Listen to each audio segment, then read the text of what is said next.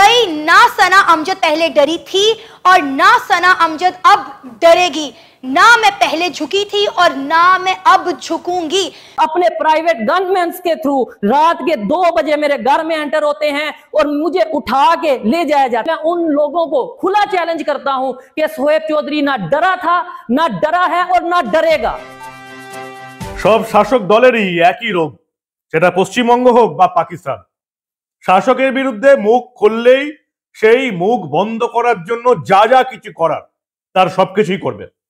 এবং দেখা গেছে যে 90% ক্ষেত্রে ভয় দেখিয়ে মুখ বন্ধ করা যায়, কিন্তু বাকি 10% তাদের মুখ তো বন্ধ করা যায়ই না, উল্টে সেই মুখ আরো বেশি করে খুলতে শুরু করে।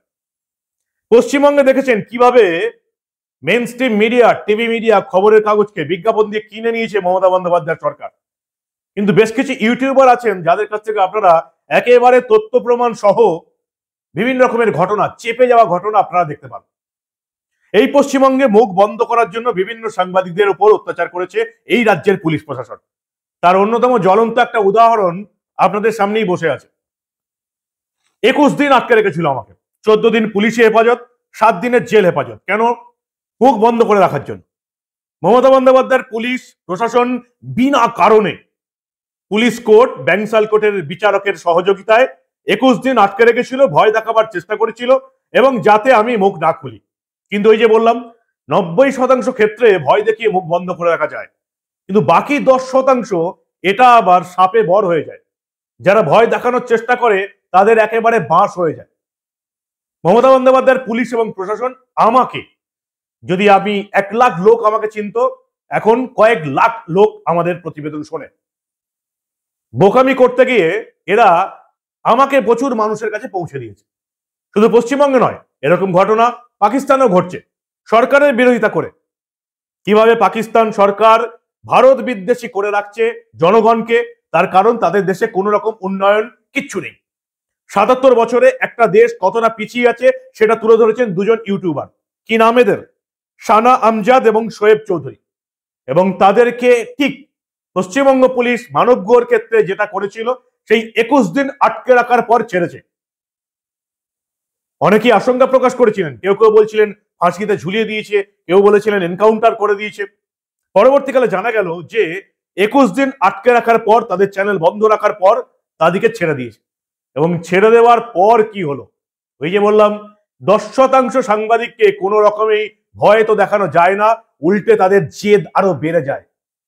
জেদ বেড়ে যায়, যেটুকু ভয় থাকে সেটুকু ভয়ও কেমন যেন কাটিয়ে দেয় পুলিশ এবং প্রশাসন। এই সানার ক্ষেত্রে এবং শোয়েবের ক্ষেত্রে কি হলো দেখাবো আপনাদের। এই প্রতিবেদন শেষ অবধি দেখুন। আমি মানব, দ্য নিউজ বাংলায় আপনাদের স্বাগত জানাচ্ছি। সানা আমজাদ পাকিস্তানের ইউটিউবার। পাকিস্তানে ওই একই কেস, মেইন স্ট্রিম মিডিয়া, যেটা পাকিস্তানের সরকার এবং তার চেয়েও বড় কথা পাকিস্তানের আর্মির ভয়ে যেটা বলতে পারে না, সেটা তুলে ধরেন এই সানা আমজাদ। এবং শুধু তাই নয়, কিভাবে পাকিস্তানে রাজনীতিবিদরা শুধুমাত্র রাজনীতি করার কারণে নিজেদের গদি বজায় রাখতে এই 77 বছর ধরে একটা দেশকে ভারত বিদ্বেষী করে রেখেছে, কিভাবে মোদী সরকার এই দেশে যুগান্তকারী ঘটনা ঘটাচ্ছে সেগুলো তুলে ধরছেন। এবং শুধু তাই নয়, মোদীর প্রশংসা করেছেন এই সানা আমজাদ।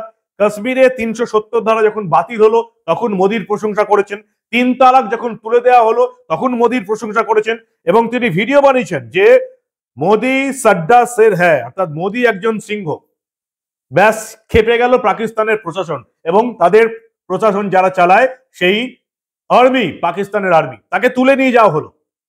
21 দিন তার চ্যানেল বন্ধ, তাকে আটকে রাখা হলো। গোটা পৃথিবীতে রটে গেল, তাকে নাকি ফাঁসি দিয়ে দেওয়া হয়েছে। আমরাও আশঙ্কিত বোধ করছিলাম যে কি হলো, মেরে দেয়নি তো পাকিস্তানের আর্মি। আমাদের ভারতবর্ষে তবু কিছুটা গণতন্ত্র রয়ে গেছে। আমরা যে কাজটা করতে পারছি, পাকিস্তানে বসে সেই কাজটা করা আরো অনেক বেশি সাহসের, আরো অনেক বেশি জীবনের ঝুঁকি নেওয়া দরকার, যেটা করে যাচ্ছেন এই সানা আমজাদ। ছাড় পাওয়ার পর কি বললেন? ওই যে বললাম না, 10% সাংবাদিককে ভয় পাওয়ানো যায় না। সানা আমজাদ, তাকে আজকে ছাড়া হলো। 21 দিন পর পাকিস্তানের আর্মি তাকে ছেড়েছে। এবং ছাড়া পাওয়ার পর কিভাবে হুঙ্কার দিচ্ছেন এই শেরনি এবং বাঘেনি, আপনারা ভালো করে দেখুন। पिछले कई दिनों से आप सोशल मीडिया पर यह खबरें देख रहे हैं कि सना अमजद को इदारों की जानिब से उठा लिया गया है। कई ने तो सना अमजद की फांसी की खबर चला दी और कईयों ने सना अमजद का इनकाउंटर करवा दिया और आखिरकार सना अमजद का नमाज जनाजा लाहौर में करवा कर उसकी कब्र बना दी और कब्र के ऊपर फूलों के हार चढ़ा दिए। और आज सना अमजद की डेड बॉडी आपके सामने बैठी है और आपसे मुखातिब है।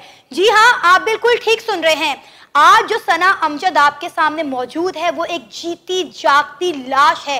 21 दिन पहले जो सना अमजद आपके लिए रोड शोज लाया करती थी, आज वो सना अमजद आपके सामने मौजूद नहीं है, क्योंकि 21 दिनों में जो कुछ मुझ पे हुआ है, जो कुछ मेरी फैमिली के साथ किया गया है, जो कुछ मेरे साथ गुजरी है, मैं मर चुकी हूं, मैं डेड हो चुकी हूं। आज वो सना अमजद आपके सामने मौजूद नहीं है जो पहले कभी हुआ करती थी, जो हंसते मुस्कुराते आपके लिए रोड शोज लाया करती थी। इन 21 दिनों में मेरे साथ क्या हुआ है ये हर कोई जानना चाहता है।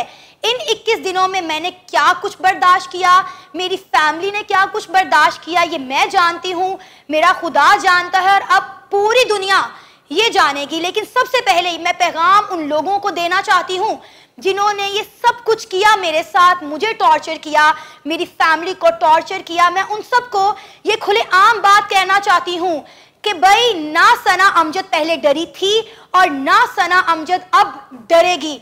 ना मैं पहले झुकी थी और ना मैं अब झुकूंगी, बल्कि जो डर, जो खौफ मेरे अंदर मौजूद था वो आपने मुझे और मेरी फैमिली को टारगेट करके, टॉर्चर करके वो खत्म कर दिया है।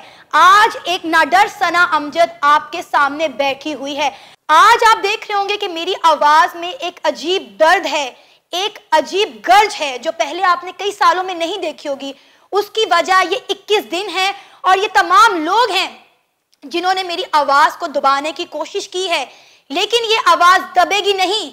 आप इसको जितना दबाएंगे ये उतना गरज के, उतना बरस के आपके सामने आएगी। अब ये वो सना अमजद नहीं रही जिसको आप पहले देखा करते थे, क्योंकि मेरे दिल में जो डर, जो खौफ था। आपको डर खौफ किस चीज का होता है? आपको डर खौफ इसी चीज का होता है ना कि आपसे मुंसलिक लोगों को तकलीफ ना पहुंचाई जाए, लेकिन आपने मेरे से रिलेटेड लोगों को तकलीफ पहुंचाकर, उन्हें टॉर्चर करके वो डर, वो खौफ मेरे दिल से खत्म कर दिया है। শোয়েব চৌধুরী পাকিস্তানের ইউটিউবার, ইনি ওই একইভাবে কিভাবে রাজনীতিবিদরা ভারত বিদ্বেষী মনোভাব নিয়ে যুবকদের খেপিয়ে তুলছেন, ৭৭ বছর ধরে এই দেশটাকে কিভাবে রাজনীতিবিদরা ভুল বুঝিয়ে গেছে, যার জন্য কোনো উন্নয়ন নেই, দেশের কোনো অগ্রগতি নেই, শুধু যুদ্ধ এবং ভারতের পেছনে লাগা ছাড়া কোনো কাজ নেই, এটা তুলে ধরেছে পাকিস্তানের জনগণের সামনে। যা হবার তাই হয়েছে। সেনাবাহিনী এসে একেবারে গানম্যান দিয়ে তুলে নিয়ে গেছিল। 21 দিন তার চ্যানেল চলেনি, 21 দিন তাকে আটকে রাখা হয়েছিল। তারপর জেল থেকে বেরিয়ে এসে কি হলো নিজের চোখে দেখুন আপনারা। आपको खबर आई कि सुहेब चौधरी का इनकाउंटर कर दिया गया, आपको खबर आई कि सुहेब चौधरी मर चुका है, लेकिन आज सुहेब चौधरी फिर से आपके सामने कैसे मौजूद है? सुहेब चौधरी वाकई में मर चुका था। एक दफा अपने प्राइवेट गनमैन के थ्रू रात के 2 बजे मेरे घर में एंटर होते हैं और मुझे उठा के ले जाया जाता है। मैं उन लोगों को खुला चैलेंज करता हूं कि सुहेब चौधरी ना डरा था, ना डरा है और ना डरेगा। मरेगा, मरेगा, सुहेब चौधरी मरेगा। और आर्मी की बात रही, मैं डायरेक्ट कहता हूं और एडिटर को कहूंगा इस टेक को 10 बार लगाओ। आर्मी की बात रही, मुझे जहां पे लगेगा, किसी भी अदारे में, कहीं पे भी कोई इंसान गलत कर रहा है, पाकिस्तान का नुकसान कर रहा है, मैं उस अदारे के, उस इंसान, उस शख्स, उस इंडिविजुअल के खिलाफ कानून के दायरे में रहते हुए जरूर बोलूंगा और ये मेरा हक है। मुझे तो नहीं पता नेक्स्ट वीडियो भी मैं अपलोड कर पाऊंगा या नहीं कर पाऊंगा, लेकिन अगर वीडियो आई, जब तक आएगी मैं नंगा करूंगा। मैं नंगा करूंगा उन लोगों को जो पाकिस्तान के दुश्मन है, मैं नंगा करूंगा उन लोगों को जिन्होंने मेरे साथ ये सब कुछ किया। শোনা যাচ্ছে ভারতের প্রশংসা করার জন্য এবং পাকিস্তানের সমালোচনা করার জন্য এরকম দেশের 12 জন ইউটিউবারকে পাকিস্তান সেনা তুলে নিয়ে গেছে।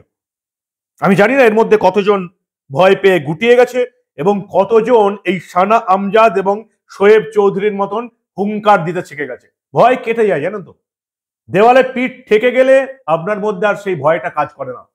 তখন মনে হয় কি যারা এই ধরনের বদমাইশিগুলো করছে তাদেরকে একেবারে আছলা বাঁশ হয়ে তাদের পিছনে দিতে হবে। এই পশ্চিমবঙ্গও দেখছেন পাকিস্তানেও আমরা দেখতে পাচ্ছি এবার এই সানা আমজাদ এবং শোয়েব চৌধুরী যে আর কি ভিডিও প্রকাশ করবে এবং পাকিস্তানের সরকার পাকিস্তানের আর্মির মুখোশ খুলে দেবে, আমরা এখন সেটার জন্যই অপেক্ষা করে আছি।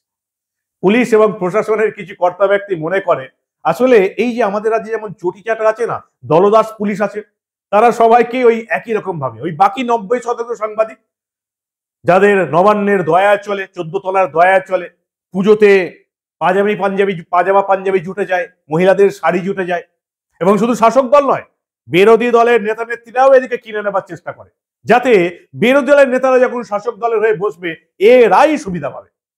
আমাদের রাজ্যে দেখবেন সিপিএম আমলে যে সমস্ত সাংবাদিক সিপিএম এর নেতাদের চটি চাটত, তৃণমূল আমলে তারাই চটি চাটছে।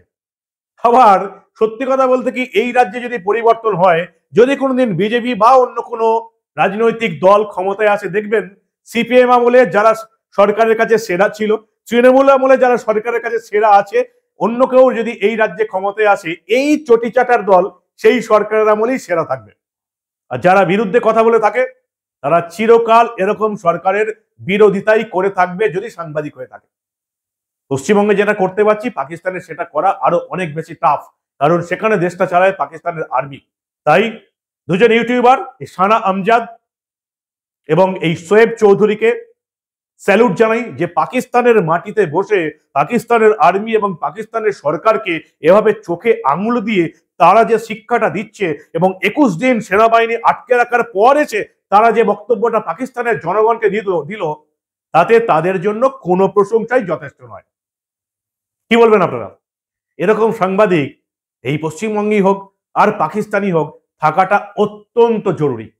আপনাদের মূল্যবান এবং গুরুত্বপূর্ণ মতামত জানান দা নিউজ বাংলার কমেন্ট সেকশনে। আর দেখতে থাকুন দা নিউজ বাংলা। আমরা আবার এই ধরনের সিংহী এবং এই ধরনের সিংহের অনেক রকমের খবর চেপে রাখতে দেব না।